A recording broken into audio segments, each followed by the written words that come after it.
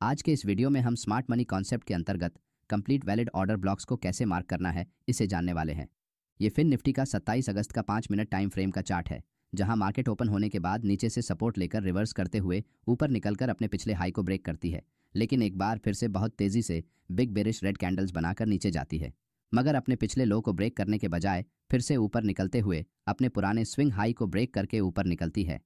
लेकिन यहाँ मार्केट में हमने प्राइस एक्शन के हिसाब से इस रेड बेरिश कैंडल के नीचे या फिर उसके कैंडल विक एरिया के आसपास जो सपोर्ट एरिया ड्रॉ किया था, मार्केट उस सपोर्ट एरिया के पहले ही रिवर्स हुआ है, जिस कारण बहुत से रिटेल ट्रेडर्स ने प्राइस यहाँ इस सपोर्ट एरिया के पास आकर अगर सपोर्ट लेने की कोशिश करेगी तो हम यहाँ एक लॉन्ग ट्रेड में एंट्री करेंगे, ऐसा सोचा था। वो सब ट्रेडर्स मार्केट के इस रिवर्सल को देखते ही रह जाते हैं और उन्हें यहाँ ट्रेड में एंट्री करने का मौका भी नहीं मिलता। मुझे लगता है ट्रेडिंग करते समय आपके साथ भी बहुत बार ऐसा हुआ होगा। लेकिन प्राइस एक्शन के सपोर्ट एरिया के साथ साथ स्मार्ट मनी कॉन्सेप्ट्स के मुताबिक अगर आपको यहाँ वैलिड ऑर्डर ब्लॉक को मार्क करने की टेक्निक पता होती तो आप यहाँ इस तरह से एक ऑर्डर ब्लॉक जोन को मार्क करते हुए जैसे ही प्राइस यहाँ इस जोन में आती तो आप यहाँ लॉन्ग ट्रेड में एंट्री प्लान कर सकते थे। इसीलिए आपको ऑर्डर ब्लॉक के बारे में डिटेल से जानना पड़ेगा। तो चलिए सबसे पहले ऑर्डर ब्लॉक किसे कहते हैं ये जानते हैं। मार्केट इस तरह से हायर हाइज बनाकर ब्रेक ऑफ स्ट्रक्चर करते हुए आगे बढ़ रहा है। अब इस सिचुएशन में एक बिग इंस्टीट्यूशनल बायर को मार्केट का बुलिश स्ट्रक्चर देखते हुए लॉन्ग ट्रेड में एंट्री करनी है तो वो आप और हम जैसे एक रिटेल ट्रेडर की तरह एक ही जगह पर मार्केट ऑर्डर लगाकर सीधे अपनी पूरी क्वांटिटी से ट्रेड एंट्री नहीं कर सकता, क्योंकि हमारी क्वांटिटी कम होती है। इसलिए मार्केट ऑर्डर लगाने पर हमारे ऑर्डर्स एक ही प्राइस पर पूरी तरह से एग्जीक्यूट हो जाते हैं। लेकिन अगर वो ऐसा करेगा तो उसकी क्वांटिटी बड़ी होने के कारण यहाँ इस लेवल पर जैसे ही वो लाखों की क्वांटिटी में बाय ऑर्डर्स लगाएगा तो मार्केट में एकदम से बाइंग प्रेशर बढ़ने के कारण प्राइस तेजी से ऊपर जाने लगेगी, जिस कारण उसे ज़्यादा भाव पर यानी कि बढ़े हुए प्रीमियम पर उस ऑप्शन को खरीदना पड़ेगा, जिस कारण उसकी बाइंग प्राइस बढ़ जाएगी। उदाहरण के लिए स्मार्ट मनी को यहाँ 20 से लेकर 25 रुपये के प्राइस लेवल पर 5 लाख क्वांटिटी में बाइंग साइड में एंट्री करनी है, लेकिन यहाँ इस लेवल पर अभी सिर्फ 2 लाख क्वांटिटी में ही सेलर्स मौजूद है, तो उस बिग इंस्टीट्यूशन बायर के 5 लाख में से सिर्फ यहाँ 2 लाख क्वांटिटी के ऑर्डर्स ही एग्जीक्यूट होंगे, क्योंकि किसी भी ऑर्डर को पूरी तरह एग्जीक्यूट होने के लिए जितने बायर्स हैं उतनी ही संख्या में सेलर्स चाहिए होते हैं, जिस कारण उसे अपनी बाकी बची क्वांटिटी को हायर प्राइस पर खरीदना होगा, जिससे उसका प्रॉफिट कम हो सकता है। इसलिए जब कभी भी एक बिग इंस्टीट्यूशनल बायर या फिर सेलर मार्केट में किसी लेवल पर ट्रेड में एंट्री करता है तो एक ही जगह अपनी पूरी क्वांटिटी में ट्रेड एंट्री के ऑर्डर्स को ना लगाते हुए उसे एक जोन में यानी कि एक ब्लॉक में लगाता है, और अगर किसी कारणवश मार्केट में उसके ये सभी ऑर्डर्स एग्जीक्यूट नहीं होते और उनमें से कुछ ऑर्डर्स वैसे ही पेंडिंग रहते हैं तो स्मार्ट मनी द्वारा प्राइस को एक बार फिर से उसी एरिया में वापस लाकर अपने बाकी बचे ऑर्डर्स को एग्जीक्यूट किया जाता है, जिस कारण प्राइस इस तरह से ऊपर जाने के बाद फिर से नीचे आती है और बाद में उसी सेम जोन से बाकी बचे ऑर्डर्स एग्जीक्यूट होने के बाद तेजी से रिवर्स हो जाती है। इसीलिए सिंपल भाषा में आप ऑर्डर ब्लॉक को डिमांड एंड सप्लाई जोन्स कह सकते हैं, जहां पर बिग इंस्टीट्यूशंस अपने ऑर्डर्स को मार्केट में एग्जीक्यूट करते हैं। ऑर्डर ब्लॉक क्या है ये समझने के बाद इसे चार्ट पर किस तरह से आइडेंटिफाई करना है ये जानते हैं।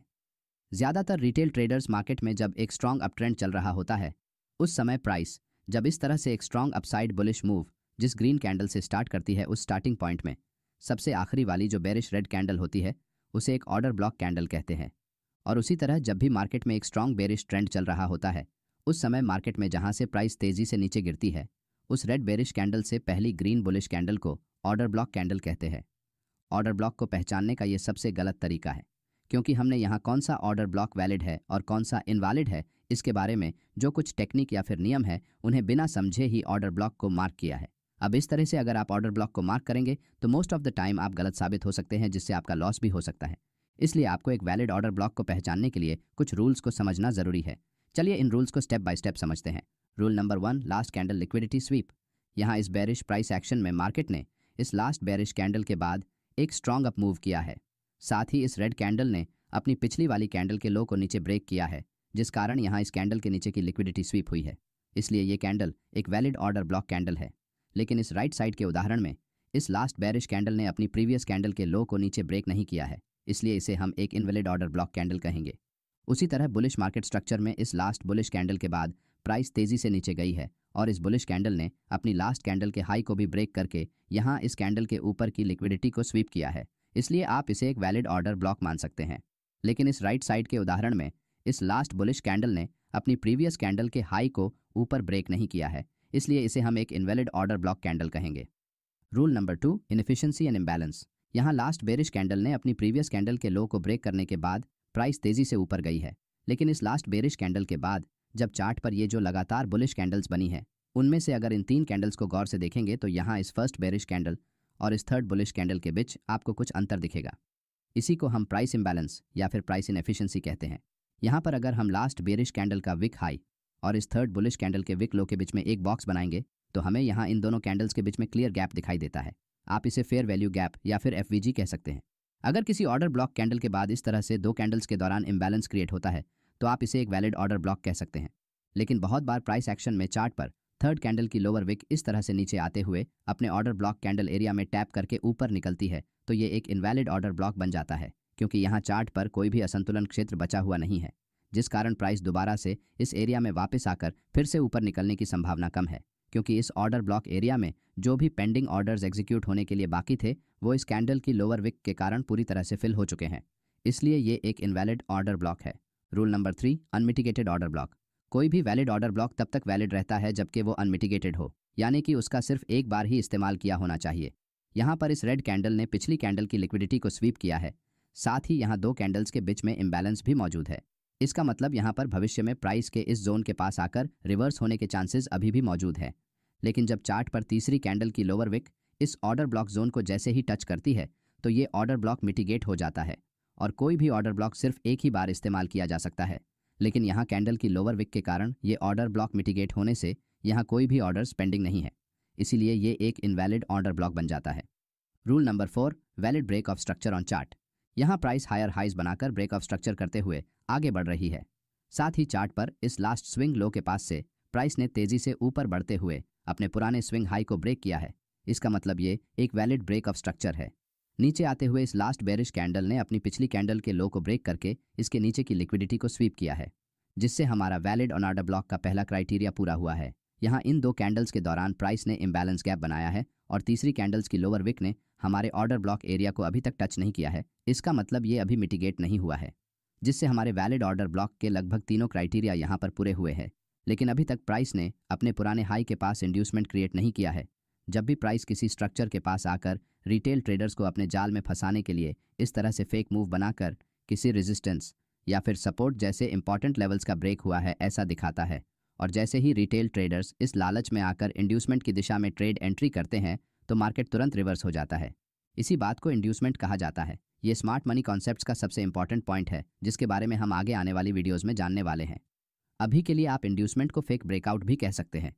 यहाँ प्राइस अपने पिछले हाई के पास इस तरह से एक स्ट्रॉन्ग ब्रेकआउट कैंडल से फेक ब्रेकआउट करता है, जिससे चार्ट पर इस इंड्यूसमेंट को देखकर बहुत से रिटेल ट्रेडर ब्रेकआउट की दिशा में ट्रेड एंट्री करते हैं, मगर प्राइस नीचे जाते हुए इन सभी के स्टॉप लॉस हंट करती है और इनकी लिक्विडिटी को ग्रैब करते हुए नीचे फिर से हमारे ऑर्डर ब्लॉक एरिया के पास आकर इसी एरिया से वापस अपने पुराने अपर ट्रेंड को फॉलो करते हुए ऊपर निकल जाती है। लेकिन बहुत बार प्राइस अपने पुराने हाई को ब्रेक करे बगैर ही नीचे आकर ऑर्डर ब्लॉक को हिट करती है। इसलिए किसी भी वैलिड ऑर्डर ब्लॉक के लिए लिक्विडिटी स्वीप, इनएफिशिएंसी या फिर प्राइस इंबैलेंस, अनमिटिगेटेड एरिया और ब्रेक ऑफ स्ट्रक्चर के द्वारा बनाए गए इंड्यूसमेंट की ज़रूरत होती है, तभी वो ऑर्डर ब्लॉक पूरी तरह से काम करता है। ऑर्डर ब्लॉक्स बुलिश और बेरिश इन दोनों तरह के मार्केट ट्रेंड में काम करते हैं। साथ ही आप इन्हें किसी भी टाइम फ्रेम में इस्तेमाल कर सकते हैं, लेकिन टाइम फ्रेम जितनी बड़ी होगी उतनी ही ऑर्डर ब्लॉक के काम करने की एक्यूरेसी बढ़ती है। चलिए अब ऑर्डर ब्लॉक को देखकर ट्रेड एंट्री कैसे करते हैं इसे जानते हैं। ये फिन निफ्टी का 27 अगस्त का 5 मिनट टाइम फ्रेम का चार्ट है। यहाँ मार्केट ओपन होने के बाद प्राइस नीचे आते हुए इस तरह से प्राइस एक्शन बनाकर अपने स्विंग हाई को ब्रेक करती है, जिससे चार्ट पर वैलिड ब्रेक ऑफ स्ट्रक्चर बन जाता है। अब प्राइस जब नीचे से एक स्ट्रॉन्ग मूव करते हुए ऊपर निकलती है तो यहाँ इस लास्ट बेरिश कैंडल ने अपने प्रीवियस कैंडल के लो को नीचे की तरफ ब्रेक करने के कारण इस कैंडल के नीचे की लिक्विडिटी को स्वीप किया है। लेकिन इस रेड कैंडल के बाद चार्ट पर इस तरह से 2 छोटी कैंडल्स बनती है, जिनकी ओपनिंग और क्लोजिंग लगभग इस रेड कैंडल के अंदर या उसके आसपास ही होती है, जिस कारण हम इन दोनों कैंडल्स को इनसाइड कैंडल्स की तरह ही समझने वाले हैं। अब इस स्ट्रॉन्ग बुलिश कैंडल ने यहाँ एक बिग इम्बैलेंस क्रिएट किया है और किसी भी कैंडल ने अभी तक इस ऑर्डर ब्लॉक को मिटिगेट ना करने के कारण ये ऑर्डर ब्लॉक अभी तक अनमिटिगेटेड है। साथ ही यहाँ वैलिड ब्रेक ऑफ स्ट्रक्चर भी हुआ है, इसलिए अब हम इस ऑर्डर ब्लॉक को एक वैलिड ऑर्डर ब्लॉक मान सकते हैं। हमने यहाँ एक वैलिड ऑर्डर ब्लॉक की तो पहचान कर ली है, लेकिन हमें ट्रेड एंट्री कैसे करनी है, चलिए जानते हैं। ऑर्डर ब्लॉक एरिया में ट्रेड एंट्री करने के मुख्य रूप से 3 प्रकार हैं। Number 1, entry at the top area. आप इस ऑर्डर ब्लॉक के स्टार्टिंग पॉइंट पर अपनी एंट्री करने के लिए इस पॉइंट के आसपास अपने लिमिट ऑर्डर्स को लगाकर यहाँ ट्रेड एंट्री कर सकते हैं, जिसमें आपका स्टॉप लॉस इस ऑर्डर ब्लॉक कैंडल के लो के नीचे रहने वाला है, जिससे अगर प्राइस नीचे आते समय यहाँ एक लॉन्ग लोअर विक कैंडल बनाकर इस एरिया को टैप करते ही ऊपर निकलती है तो आपके लिमिट ऑर्डर ऑलरेडी यहाँ पर लगे होने के कारण आपकी ट्रेड एंट्री मिस नहीं होगी। Number 2, entry eight 50% area. इस तरह की ट्रेड एंट्री में आप जब भी मार्केट में प्राइस इस ऑर्डर ब्लॉक एरिया के 50% के आसपास आती है तो यहाँ अपनी ट्रेड एंट्री को प्लान कर सकते हैं, जिसमें आपका stop loss order block area के थोड़ा सा नीचे एक बफर जोन को छोड़कर रख सकते हैं। जब भी चार्ट पर ऑर्डर ब्लॉक कैंडल की साइज बहुत बड़ी होती है तो हम इस तरह की एंट्री को प्लान करते हैं, जिससे हमारा स्टॉप लॉस थोड़ा छोटा हो जाता है। Number 3, entry at the bottom area. Trade entry के इस प्रकार में आपकी ट्रेड एंट्री ऑर्डर ब्लॉक के लोअर लेवल्स पर होती है, जिसमें आपका स्टॉप लॉस थोड़ा और नीचे की तरफ शिफ्ट होता है, लेकिन बहुत बार प्राइस ऑर्डर ब्लॉक के टॉप पर एक टैप करते हुए या फिर 50% एरिया के आसपास से ही ऊपर निकल जाती है, जिस कारण आप यहाँ इस ट्रेड में एंट्री लेने से चूक जाने की संभावना बढ़ जाती है। इसलिए ज़्यादातर ट्रेडर इस प्रकार के ट्रेड एंट्री को अवॉइड करते हैं। अब हमने यहाँ इस ऑर्डर ब्लॉक एरिया के टॉप पर अपने लिमिट बाय ऑर्डर को लगाया है। कुछ देर बाद प्राइस एक लॉन्ग लोअर विक के साथ इस एरिया को टच करते हुए फिर से अपना पुराना ट्रेंड फॉलो करते हुए ऊपर निकल जाती है। अब यहाँ बुलिश मार्केट स्ट्रक्चर था, इसलिए हमने बुलिश साइड में ट्रेड एंट्री की है, और अगर मार्केट में बेरिश प्राइस एक्शन बनता तो हम बेरिश साइड में ट्रेड एंट्री को प्लान करते। चलिए अब एक वैलिड ऑर्डर ब्लॉक के बारे में कुछ इंपॉर्टेंट की पॉइंट्स को समझते हैं। पॉइंट नंबर 1, अगर मार्केट में एक बुलिश ट्रेंड चल रहा है और प्राइस इस तरह से नीचे से ऊपर निकलती है तो लास्ट बेरिश कैंडल को अगर कोई ग्रीन बुलिश कैंडल नीचे ब्रेक करती है तो हम यहाँ इस ग्रीन कैंडल को ऑर्डर ब्लॉक कैंडल मानेंगे, क्योंकि इस कैंडल का लो अभी तक ब्रेक नहीं हुआ है। इसलिए ऑर्डर ब्लॉक मार्क करते समय हमें कैंडल के कलर को देखना नहीं है। उसी तरह एक डाउन ट्रेंड में सबसे आखिरी वाली ग्रीन कैंडल के हाई को ब्रेक करने वाली कैंडल अगर रेड बेरिश कैंडल बनती है तो भी हम इसे एक ऑर्डर ब्लॉक कैंडल मान सकते हैं, क्योंकि इस कैंडल ने पिछली कैंडल का हाई ब्रेक किया है। पॉइंट नंबर 2, कोई भी ऑर्डर ब्लॉक तब तक वैलिड रहता है जब तक वो अनमिटिगेटेड है। अगर प्राइस किसी वैलिड ऑर्डर ब्लॉक को एक बार टैप करती है तो ऑर्डर ब्लॉक मिटिगेट होने के कारण भविष्य में वो हमारे किसी काम का नहीं रहने वाला है, क्योंकि एक ऑर्डर ब्लॉक सिर्फ एक बार ही इस्तेमाल किया जा सकता है। पॉइंट नंबर 3, एक बुलिश मार्केट स्ट्रक्चर में हमें हमेशा बुलिश ऑर्डर ब्लॉक को मार्क करते हुए उसी के हिसाब से एक बुलिश साइड का लॉन्ग ट्रेड प्लान करना चाहिए। उसी तरह जब मार्केट एक डाउन ट्रेंड या फिर बेरिश ट्रेंड में होता है उस समय हमें बेरिश ऑर्डर ब्लॉक को मार्क करते हुए शॉर्ट ट्रेड में एंट्री को प्लान करना चाहिए। पॉइंट नंबर 4, एक वैलिड ऑर्डर ब्लॉक मार्क करने के बाद हमेशा मार्केट आपकी ट्रेड एंट्री की दिशा में ही मूव देगा, इसकी कोई गारंटी नहीं होती है। कई बार आपको छोटे मूव्स देखने को मिलेंगे तो कई बार बहुत बड़े मूव देखने को मिलेंगे, या फिर हो सकता है मार्केट इस ऑर्डर ब्लॉक को रिस्पेक्ट करे बगैर उसे ब्रेक करके सीधा नीचे भी जा सकता है। इसलिए किसी भी ट्रेड में ट्रेड एंट्री करते समय आपकी कैपिटल को प्रोटेक्ट करने के लिए और आपकी रिस्क को मैनेज करने के लिए आपको स्टॉप लॉस का इस्तेमाल ज़रूर करना है। अगले वीडियो में हम स्मार्ट मनी पर आधारित और टॉपिक्स